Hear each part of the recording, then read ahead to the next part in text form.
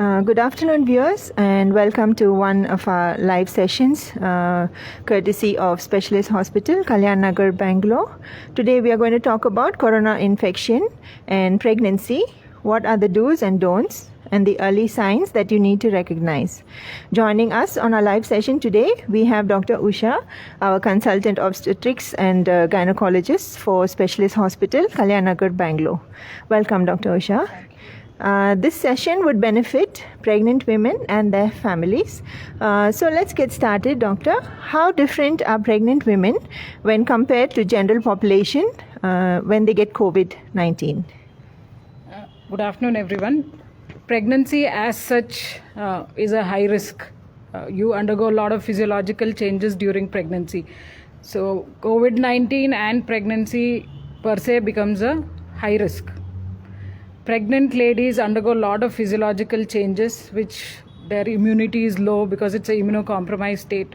So they're more prone to acquire COVID-19 infections in pregnancy. It's the same as the general population risk, but then if they acquire, they going into severe infections or deteriorating very fast is much higher in pregnancy because of a lot of physiological changes that happen, especially during the last trimester. First and second trimester, the changes are not much. The infection and the immunity will be okay. But in the last trimester, post 28 weeks, the pregnant lady acquiring COVID infections, there the morbidity and mortality is slightly higher compared to the general population. Thank you, Dr. Usha. What are the symptoms pregnant women experience post-contracting COVID? Majority of the patients, pregnant ladies who acquire the infections are totally asymptomatic. 2/3 of them are totally asymptomatic, or they just have mild symptoms like slight fever, maybe slight running nose, cold, or slight cough. The warning symptoms or signs that you have to be aware of is shortness of breath, rising temperature, you have leg swellings, then you need to rush in. Leg swelling in the sense it's most common in pregnancy, but then painful swelling. These are the warning signs and symptoms that you need to rush into the hospital immediately.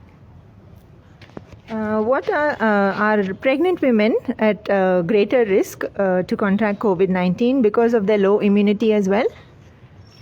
As I initially itself explained, pregnant women are a state of low immunity. Just a normal infection, the way the pregnant lady responds is totally different compared to a regular person.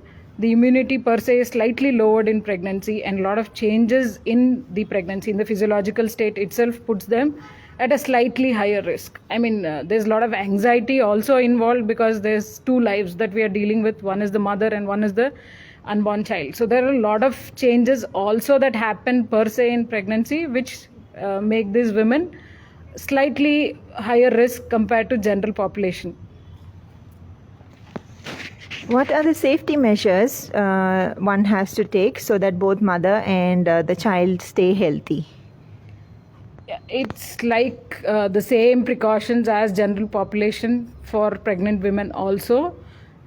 Your social distancing, maintaining, wearing mask, avoiding public gatherings, limiting your number of exposure to, going to a crowded place, limiting your number of unnecessary visits anywhere, including hospitals. Try and more regular fixed scheduled appointments, because pregnancy as such, again, you cannot have a lot of video consultation. You need to go to a hospital to get your regular scans done, to see how the baby is growing, to check your vitals, to check if blood pressure is normal, any other warning signs that you're developing, not because of COVID per se, but as such in pregnancy. You could be at high risk of developing hypertension in pregnancy, diabetes in pregnancy. So you'll have to kind of limit your visits, but then you need to attend all your hospital visits with scheduled appointments so that you don't spend a lot of time in the hospital, and at the same time do all your investigations at one setting. And of course, limit your exposure to a lot of people, like whether it's a baby shower or your exposure to visiting your neighbors or your friends. Cut down on that. Try and stay at home as much as possible with great safety precautions. When you go to crowded places, please wear mask. Try and maintain social distance as much as possible. And of course, regular hand washing is the only one that can prevent you from contracting COVID-19. Thank you, Doctor. Is it a fact, though the virus affects pregnant women with diabetes or asthma much more severely than normal pregnant mums? And it has also been observed that pregnant women, especially above 35 years of age, are more vulnerable to COVID-19 in their third trimester and also at the fag end of their pregnancy. The risk with diabetes or with hypertension or with any pre-existing comorbidities places them at a slightly higher risk compared to the normal regular pregnant lady. It's the same with a patient who is a healthy and who has pre-existing medical condition. Pre-existing medical condition itself lowers their immunity, so they're at higher risk of complications compared to a general healthy population. Pregnancy per se, yes, definitely puts you at a little higher risk, especially towards the fag end of pregnancy. Because of 28 weeks onwards, your lung space is reduced, the uterus is enlarged, so the capacity of the lung is reduced. There's a lot of blood changes that happen. You're at high risk of developing thrombosis. Your cardiac output is increased, your heart rate is increased. Of course, and pregnancy also gives us very less number of drugs to intervene, and of course a lot of medical intervention cannot be tried because of pregnancy per se. The lung capacity is totally cut down, so even the medical person who is treating would want the patient to be delivered as early as possible so they can give their complete treatment to the pregnant ladies. So iatrogenic preterm deliveries are also slightly higher because once pregnancy changes are done, then it's much easier for the medical personnel to handle the third trimester patients. The lung capacity increases, the changes in pregnancy, the high risk are all, the risk factors are all weaned off once the patient delivers. What would be your advice for moms in the first trimester or less than 12 weeks pregnant? Because we have very limited number of studies to tell what exactly COVID affects on pregnancy, but with limited data, there's no increased chances of miscarriage or any birth abnormalities among those women who contract COVID-19. So there's no special precautions that you need to take just in the first trimester. Of course, first trimester is survival of the fittest. So if your baby is healthy, it survives through its own course.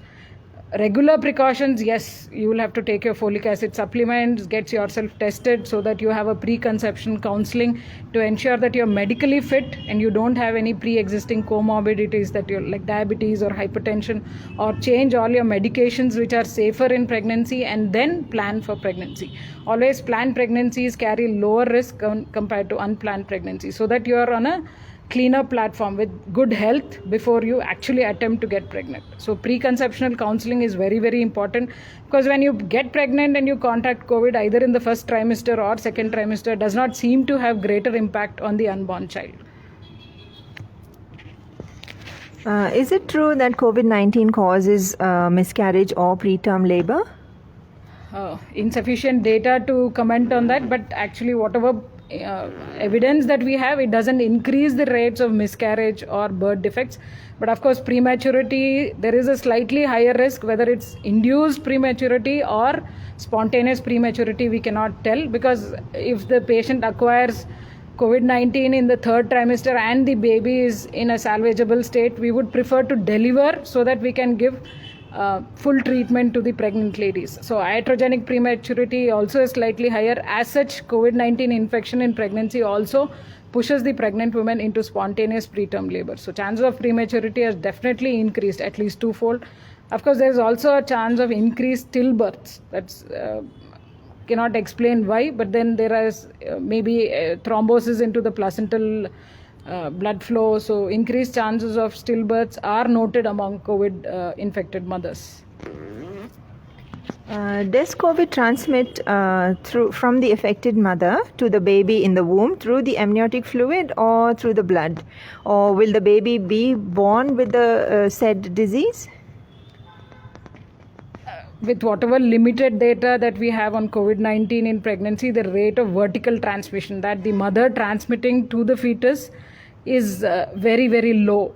It's the same as other infections, but it's slightly lower here in COVID-19. So in utero exposure to COVID-19, the baby getting it through vertical transmission is slightly lower. The mode of delivery will definitely not depend on whether you have COVID-19 infection or not. So whether you have a normal delivery or a C-section, that is for obstetric indication, not because of COVID-19 infections.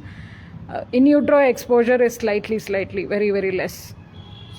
Doesn't impact. Vertical transmission, very low. Thank you for that insight. What are the steps or practices to follow while an infected mother breastfeeds her baby? Infected mother and she's symptomatic, then it is unlikely that she'll be in a position to breastfeed because she'll be breathless, or she won't be in a position to breastfeed the baby. But if she's asymptomatic, then please wash your hands carefully before you enter touch the baby. Wear proper mask and breastfeed. Skin to skin contact is definitely there when you're breastfeeding, so be careful not to cough or sneeze when you're breastfeeding, and breastfeed and limit your exposure after breastfeeding, so that the exposure is lesser when you're breastfeeding. Of course, breastfeeding is definitely recommended even if you're COVID-19 positive and asymptomatic, because breastfeeding has great advantages than your formula feeds. So breastfeeding is definitely recommended if you're asymptomatic, but of course maintaining hygiene, washing your hands, wearing mask, limited number of exposure to the baby, all these have to be properly and carefully followed every single time you breastfeed. What is the main advice for pregnant women, and is vaccination recommended in pregnant women and breastfeeding mothers?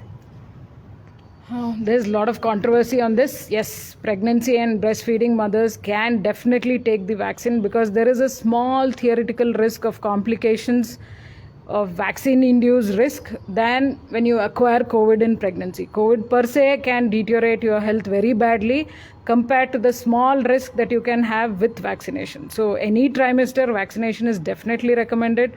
High-risk pregnancies, like you have pre-existing medical conditions like diabetes or asthma or a chronic lung disease or hypertension, you take your vaccination in a medical center rather than in a PHC or in schools. The other regular healthy pregnant population can take their vaccination anywhere. Of course, you need to inform your doctor if you have any pre-existing medical conditions, so that they watch you for all those signs and symptoms. You may experience mild fever, slight pain at the injection site post-vaccination. These are the common symptoms that general population also experience. But then the next 20 days, you be slightly careful. But then if you experience any pain, any vomiting, any blurring of vision, or any swelling in your legs, please report immediately to your medical officer. Thank you, doctor. What should a mom do if she develops symptoms of temperature, a new cough, or both when she is pregnant? Yeah, when you're asymptomatic, definite home isolation is recommended. You don't need any extra precautions. Of course, whoever stays at home, wear mask, maintain social distance, and take regular care at least for the next 10 to 14 days. But during this 10 to 14 days, please watch for any warning signs and symptoms. Record your temperature carefully. If you have high temperatures, please take in your anti-inflammatories. Paracetamol is recommended. But if you have high temperatures, or you feel you're short of breath, you're getting breathless, or your saturation is dropping down, you need to report to the hospital immediately, and you need to get hospitalized. Mild cases, you just can stay at home. Home isolation is more than enough, but with careful monitoring of both the baby and the mother, watching out for your warning signs and reporting immediately if you develop any of them. What effect does COVID-19 have on pregnant women and also on the baby if diagnosed with the infection? Most of the infections are asymptomatic, so 2/3 of them just present with mild, and they all recover completely and they're back to normal within 10 or 14 days. But the ones who are symptomatic will definitely need hospitalization. The admissions into intensive care units are slightly higher in pregnant population because of the physiological changes as explained earlier. So COVID per se on pregnancy, no increased chance of birth defects or no increased chance of congenital anomalies, but it's definitely a higher chance of preterm birth, spontaneous or induced, and of course you have to monitor the baby a little more carefully, especially towards the last trimester. Higher chance of stillbirths, unexplained, which can happen. So we need regular monitoring of the fetal growth and checking on fetal kick count chart, explaining the mother the importance of she has to observe the baby more carefully, watch for the baby's movements. If she experiences any untoward symptoms, to report immediately.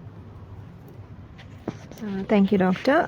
What should one do if a mother develops this condition, and what would be the advice for pregnant women with older children attending school, nursery, or having external childcare facilities?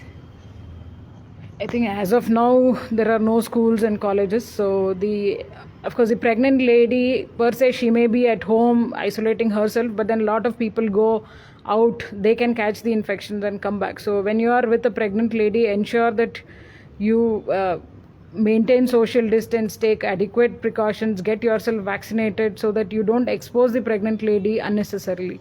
And of course smaller kids at home, it's a little difficult to maintain social distancing with them. The colleges and schools are closed. As long as at least 80 to 90% are vaccinated, we still look forward. The pregnancy is a high risk pregnant population for contacting COVID. COVID fuels depression among pregnant women and new mothers. How can they deal with this depression during their time? I think pregnancy has a lot of emotions involved. Just being not able to meet their friends, or not able to travel, not being able to be with their loved ones. There will be a lot of travel restrictions, and you are scared as such because of we don't know what we are dealing with, because we have very limited studies, and most of the time the answer is we don't know what exactly pregnancy causes on COVID or COVID on pregnancy. So there is very limited data.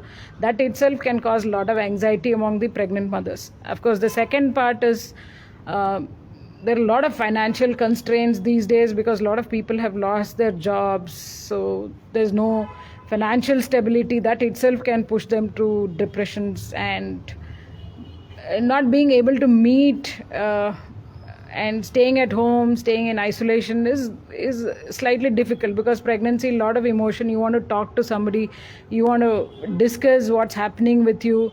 Your hospital visits will be limited because we want you to come only when required. So there are a lot of factors which add on to the depression. I think basically isolating themselves and staying at home itself kind of pushes anybody to depression, because we are all social beings. Staying at home in isolation, slightly difficult. And in pregnancy, with a lot of emotions, a lot of anxiety, what's happening, we're very scared. Going out to hospital itself becomes, you carry a lot of bag. You have to wear gloves, wear your shield, wear your mask, maintain social distance, limit the hospital visits and your exposure in the hospital. All these factors also add on to depression among the mothers and newborns. That's very true, Dr. Usha. Thank you for the insightful messages and advice for our viewers. What would be your final takeaway message? Final takeaway message, life has to go on. We don't know when we are going to come to an end with this COVID. So please stay safe. Follow all your personal hygiene measures, social gatherings limit. Continue with your regular antenatal visits. Monitor your baby's growth carefully. Take care of yourself. Please vaccinate whenever possible. Take your vaccinations. That's the only way that we can prevent ourselves from COVID-19. Thank you. Thank you, Doctor. Very good line you said, as life has to go on. So viewers, thank you for joining us this afternoon. We will join you shortly next week with our next insightful and interesting topic. Thank you.